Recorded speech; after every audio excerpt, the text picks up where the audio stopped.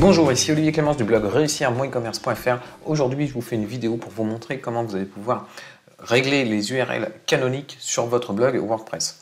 Pour faire ça, moi j'utilise tout simplement un plugin qui s'appelle All-in-One SEO Pack. Donc c'est le concurrent de Yoast SEO. C'est deux plugins qui sont très puissants tous les deux et on peut faire à peu près les mêmes choses avec.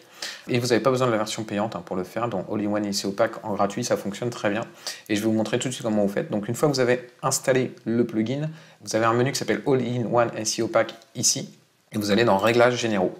Et ici, vous avez trois éléments que vous pouvez paramétrer pour vos URL canoniques. Le premier, c'est tout simplement de cocher URL canonique. Qu'est-ce que ça va faire? Ça va tout simplement rajouter l'URL canonique sur l'ensemble de vos pages. C'est évidemment très intéressant pour éviter tout ce qui est problème de duplicate content. Ensuite, vous avez un deuxième réglage qui est pas de pagination pour les URL canoniques. Et je vais vous montrer tout de suite à quoi ça correspondrait. Si je vais sur une catégorie où j'ai plusieurs pages, par exemple celle-ci, ici, l'URL canonique de la page, ce sera ça, tutoriel-PrestaShop, parce qu'on est sur la page 1.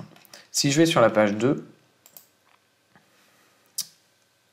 là, actuellement, comme je n'ai pas coché la case, comme je n'ai pas coché cette case ici, l'URL canonique, en fait, c'est tutoriel-prestashop/page/2. Si je coche la case qu'on a vue ici, en fait, l'URL canonique de la page 2, ce sera la même URL que j'ai pour la page 1. L'objectif de faire ça, en fait, c'est en gros de dire à Google de ne pas s'occuper de la page 2 d'une catégorie, ni 3, ni 4, ni 5, etc., si vous avez beaucoup de pages, et de s'occuper que de la page 1. Alors, ça peut être intéressant si vous voulez capitaliser sur votre première page. Moi, dans mon cas, ça pourrait être intéressant pour justement me positionner sur tutoriel PrestaShop, parce que là, j'ai un contenu qui va être identique ici. Par contre, le contenu suivant ne va pas forcément être identique. Pour le coup, je ne l'ai pas fait parce que actuellement ça fonctionne très bien comme ça. Je suis très bien placé sur Tuto PrestaShop. Je dois être en première page, dans les 2 ou 3 premiers résultats de la première page de Google.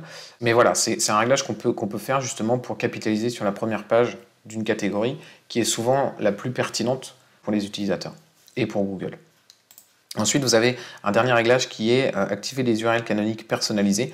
Et en gros, quand vous faites ça, dans l'onglet All-in-One SEO Pack que vous avez dans la page où vous rédigez vos articles dans WordPress, vous avez un nouveau champ qui vous permet de définir une URL canonique différente de l'URL d'origine du post. Ça peut être intéressant si vous faites un article qui fait référence à un autre article. Et du coup, ça peut être intéressant que l'article que vous faites là ne soit pas enregistré dans la base de données de Google, dans son index, mais simplement l'autre article auquel vous faites référence. Voilà. Moi, c'est quelque chose que je n'utilise pas personnellement. J'utilise vraiment simplement que cette première fonctionnalité, mais je vous invite à utiliser les autres si vous en avez vraiment besoin. Si vous voulez en savoir plus sur le référencement naturel et si vous voulez vous former pour atteindre la première page et la première position sur Google, je vous invite à télécharger mon guide La méthode P carré, dans lequel je vous explique quelle est la méthode que j'utilise pour positionner mes sites en première position sur Google. Vous trouverez le lien juste en dessous de cette vidéo. Merci, à très bientôt.